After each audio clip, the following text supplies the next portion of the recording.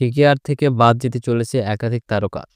২০২৬ আইপিএলের জন্য ডিসেম্বরের প্রথম সপ্তাহে মিনি নিলাম অনুষ্ঠিত হবে বলে জানা যাচ্ছে। তার আগে কলকাতা নাইট রাইডার্স নিজেদের পার্শ্বের অর্থের পরিমাণ বাড়িয়ে নিতে চাইছে। এর ফলে একাধিক তারকা ক্রিকেটারদের ছেড়ে দিতে হবে কলকাতাকে।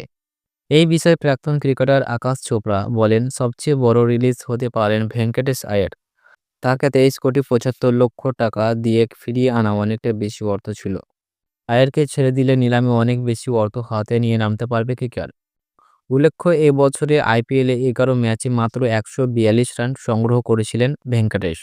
এই তারকা ব্যাটার ছাড়াও স্পেন্সার জনসন এবং মঈন আলীকেও ছেড়ে দিতে পারে কেকেআর।